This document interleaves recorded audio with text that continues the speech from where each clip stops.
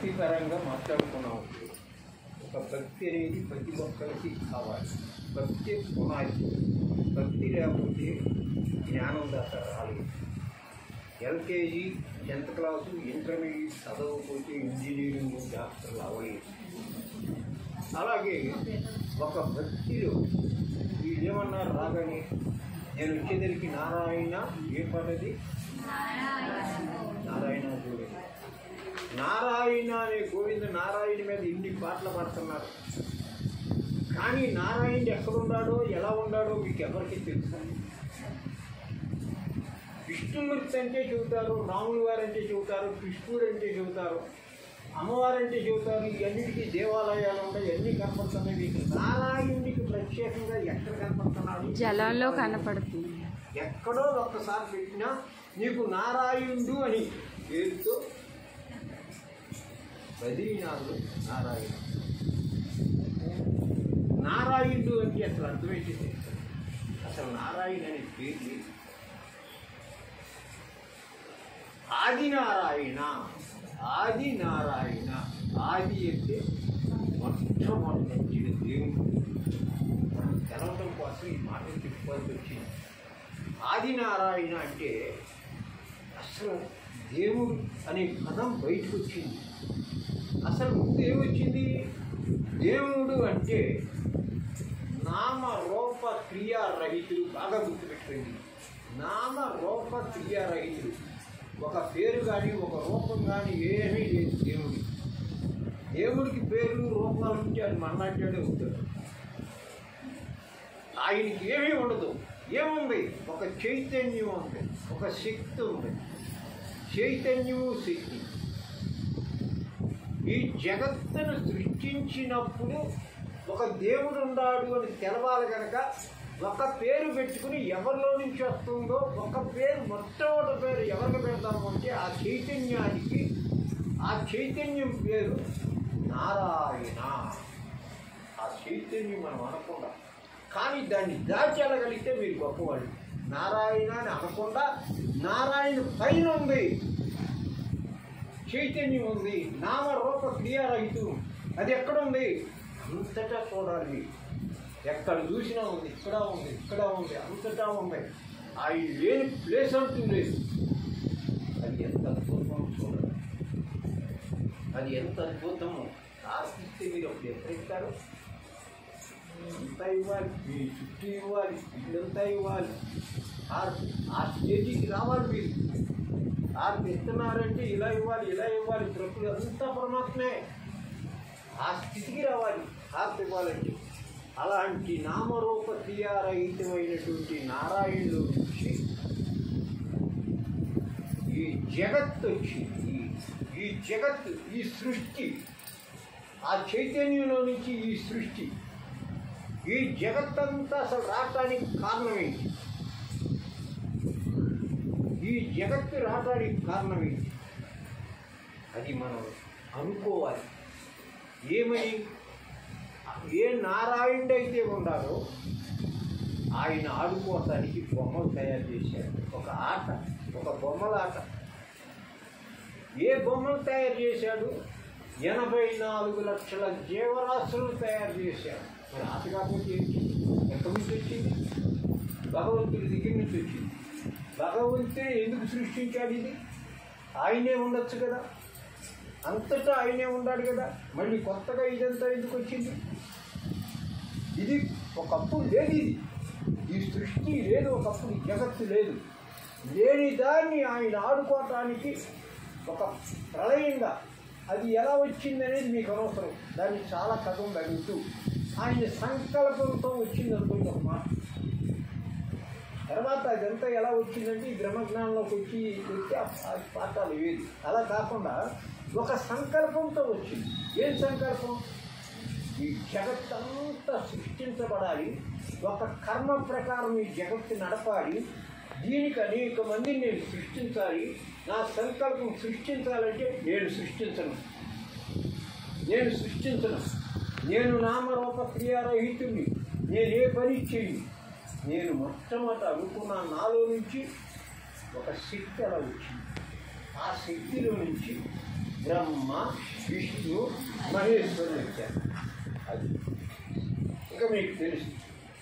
ఆ సృష్టి వాళ్ళు ముగ్గురు కొట్టుకున్నారనుకున్నాం. ఒకళ్ళు సృష్టించారు, ఒకళ్ళు పోషించారు, ఒకళ్ళు లయం చేశారు.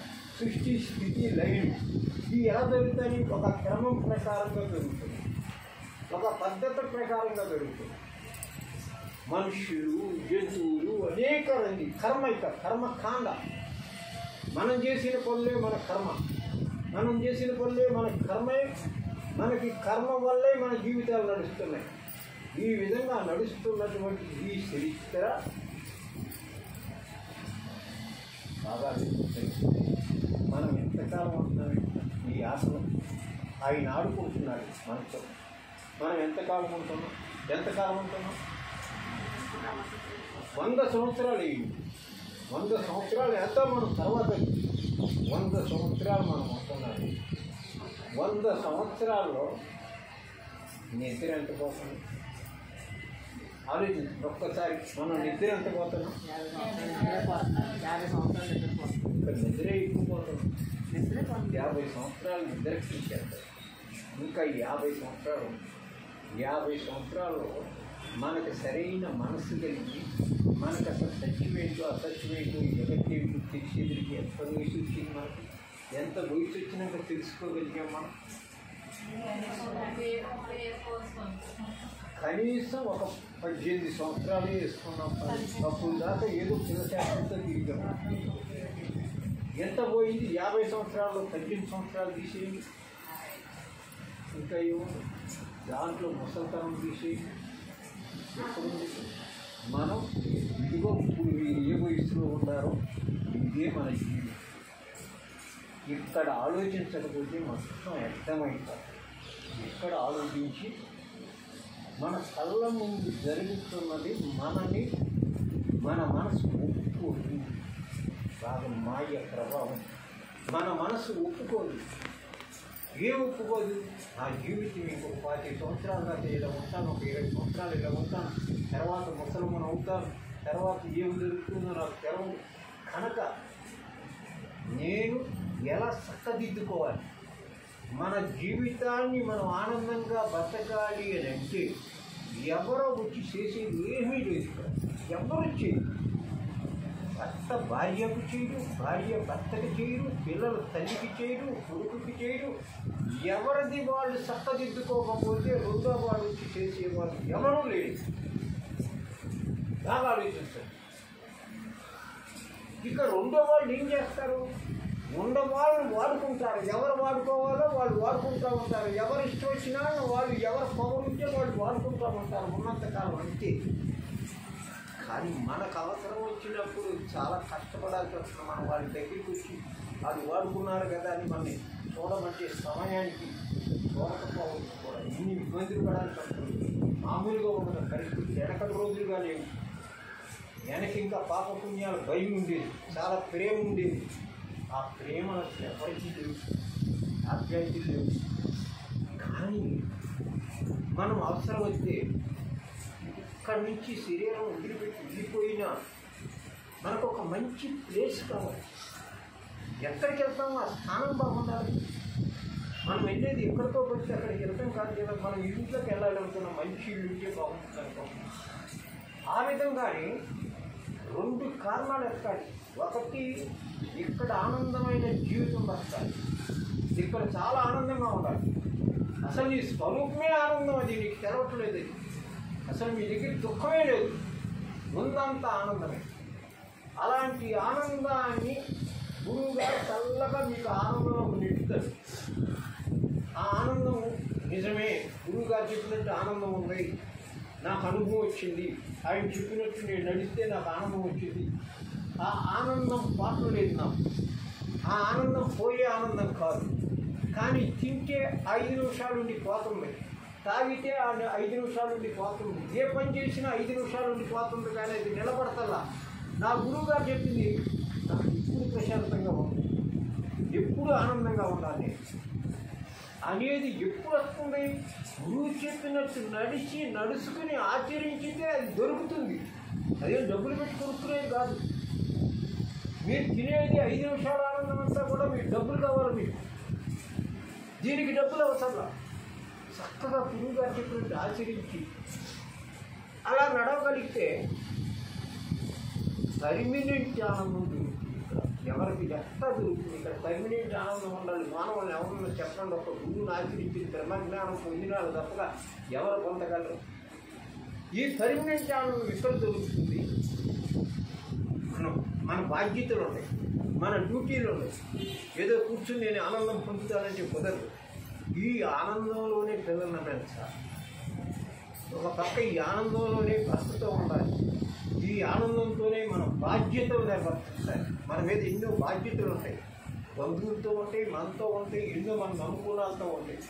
ఆ బాధ్యతలన్నీ నెరవేరుస్తూ నిన్ను నువ్వు మర్చిపోకూడదు. నువ్వు మర్చిపోవడం అంటే నీ గురువు ఇచ్చిన దారి, నీ గురువు నిన్ను ఎలా నడవమన్నాడు ఇవన్నీ చూస్తానే. అలా నడుస్తుంటే నీ లోపల ఆనందం అనేది ఒకరికి తెలవదు, ఒకరికి తెలిసేది కాదు, ఇంకొకరికి తెలుసుకునేది కాదు. ఆనందం అనేది మనకు మనం పొందేది, మన లోపలే పొందుతూ ఉంటాం. అది బయటికి కనపడేది కాదు. ఒకరికి చెప్పాల్సిన పని లేదు. బయటికి అన్ని మాట్లాడుతూనే ఉంటాం, అన్నీ చేస్తూనే ఉంటాం, బాధ్యతలు తీరుస్తూనే ఉంటాం. మన ఆనందం మనం లోపల ఆనందంగా ఉంటాం. అది పర్మినెంట్ ఆనందంగా నూనె దారలాగా ఉండాలి. నూనెలా పడి పోస్తుంటే దార ఎలా ఉంటుందో తెగకుండా ఉండాలి ఆనందం. ఆ ఆనందంలోకి రావాలి. ఆ ఆనందం ఇక్కడ అనుభవిస్తాం. అక్కడ దాకా బాగానే ఉంది. ఆ ఆనందం ఇక్కడ అనుభవిస్తే అందరూ ఆలోచిస్తారు. మనందరం 90 సంవత్సరాలు 80 సంవత్సరాలు అలా దాటి వెళ్ళిపోవడం సంతోషం. కానీ ఉండగా ఆ సంగతి గుర్తిగా అందరికీ అది గుర్తు. కానీ దాని తలము, దాన్ని తెలుసుకోము, దాన్ని ఆలోచించము. కానీ ఆ రోజు వస్తుంది అందరికి. ఆ రోజు వచ్చినప్పుడు ఒక్కసారి ఆలోచించండి, ఏం చేస్తారు? ఆ రోజు వచ్చినప్పుడు ఈ లోపల ఉన్న జీవుడు మనం నువ్వు ఇప్పుడు దాకా చెప్పుకున్నా నేను సంజని అనుకున్నా, నువ్వు బయటికి వెళ్ళిపోయావు. సంజని పేరు పెట్టుకున్నావు అంతే. అసలు నీలో ఉన్నది ఏదైతే నీకు కష్ట సుఖాలు తెలుస్తున్నాయో, ఏదైతే నేను బాధపడుతున్నాను అనుకున్నావో అది బయటకు వచ్చేసింది. బయటకు వచ్చి దానికి అన్నీ తెలుస్తున్నాయి. అదిగో నా బొమ్మ ఇక్కడ కొనుక్కునుంది, ఆ బొమ్మను చూస్తుంది ఇక్కడ. అది బయటకు వచ్చి అది ఎక్కడికి వెళ్ళాలి? అది గురువుని నమ్ముకోని బొమ్మ అనుకో, గురువు లేని బొమ్మ అనుకో. దాన్ని తీసుకెళ్ళి ఈశ్వరుడు దానికి ఏమేమి మూట తెచ్చుకుందో ఆ మూట ప్రకారంగా ఏ శరీరం రావాలో ఈశ్వరుడు ఆ శరీరంలో పంపిస్తాడు. అదే గురువుని నమ్ముకున్న బొమ్మ బయటకు వచ్చిందనుకో, ఆ గురువుని నమ్ముకుని పూర్తిగా ఎదగకుండా కొంత ఎదిగి ఒక 60% 70% ఎదిగిందనుకో ఆ బొమ్మలో నుంచి సరాసరి యమధర్మరాజు ద్వారా వెళ్ళదు. ఈ విష్ణు దేవతలు బ్రహ్మదేవతలు వాళ్ళ దూతలు వచ్చి దీన్ని తీసుకెళ్ళి బ్రహ్మలోకం తీసుకెళ్తారు. బ్రహ్మలోకంలో చాలామంది ఉంటారు. అక్కడ ఉండి అక్కడ ఇదే జ్ఞానాన్ని నేర్చుకుంటారు. కొంతకాలం ఇదే బ్రహ్మ జ్ఞానం అక్కడ నేర్చుకుంటారు. ఎందుకంటే వాళ్ళు పూర్తి అవ్వాలి. ఇక్కడ ఈ గురువు దగ్గర పూర్తి చేయలేకపోయారు. అక్కడ పూర్తి చేసి అప్పుడు వాళ్ళని పరమాత్మని జీవిస్తారు. వాళ్ళకు మజిలీ ఉండదు. లేదు ఇక్కడే గురువుగారితో చక్కగా ఉండి అధికారం చేసి 5 ఉపదేశాలు చేసి చక్కగా చేస్తే, అలాంటి పరిస్థితి వస్తే ఇక్కడ ఆనందమైన జీవనం గడుపుతాం, భజనలు చేస్తాం, పెళ్ళిళ్ళు చేస్తాం, ఫంక్షన్లు చేస్తాం, అన్నీ చేస్తూనే ఉంటాం. లోపల మన కార్యక్రమం మనం జరుపుకుంటానే ఉంది. సహస్రంలో నుంచి ఆ ప్రారంభం పోయి ఏ మూట ఎత్తుకెళ్ళేది లేదు. ఇక్కడ ఇక మూట లేదు. ఎందుకని? నీ దగ్గర ఉన్న కర్మలన్నీ కూడా ఒక జ్ఞానం అనే అగ్ని చేత ఒక నిప్పు రవ్వతో పెద్ద గడ్డివామును ఎలా తగలబెట్టామో ఈ జ్ఞానం అనే చిన్న జ్ఞానం అనే అగ్ని చేత నీకు కాకుండా సంచిత కర్మ, అగామి కర్మ, ఏ కర్మలైతే నీ దగ్గర నిలబడ్డాయో ఆ కర్మలన్నీ కూడా ఒక అగ్నిపులతో, జ్ఞానం అనే అగ్నిపులతో గురుదేవుడి యొక్క ఆ జ్ఞానంతో నీ కర్మలన్నీ తగులెడిపోయి ఇంకా ఎంతానికి కేసు లేదు. ఇక ఆ కర్మలు ఉంటే నిన్ను ఏదో ఒక జీవులు పంపిస్తారు. ఆ కర్మలు లేవు కనుక డైరెక్ట్ పరమాత్మ దగ్గరికి వెళ్తారు. ఇది జీవ బ్రహ్మ ఐక్యము. జీవుడు అనుకునే నేను బ్రహ్మలో ఐక్యమయ్యాను. ఈ ఆనందం ఇక్కడ ఎంత పొందుతున్నాము, అలాంటి ఆనందం కంటే అప్పుడు పొందే ఆనందం బ్రహ్మానందం, పరమసుఖదం, కేవలం జ్ఞానముక్తి. ద్వంద్వ అతీతం. ఈ ద్వంద్వాలు ఇవన్నీకి అతీతంగా గగన సదృశ్యం ఆకాశంలో ఎక్కడో విహరిస్తున్నట్టుగా తత్వమైష్యాది లక్ష్యం, తత్వమైష్య అనే వాక్యం ద్వారా జ్ఞానం పొంది తత్వమైష్యాది లక్ష్యం ఏకం నిత్యం ఉన్నదంతా ఒక పరమాత్మ స్వరూపం తప్పగా ఉండేది లేదు అనే ఒక నిత్యం తీసుకుని ఏకం నిత్యం విమలమచలం సర్వదీ సాక్షిలోకం, ఒక సాక్షిగా ఆ రకంగా ఈ పరమాత్మ జరుగుతుంది. కనుక స్టెప్ బై స్టెప్ అన్ని తరగతులు మనమే వెళ్దాం. ముందు భజని మండలిని గట్టిగా నిలబెట్టి చక్కగా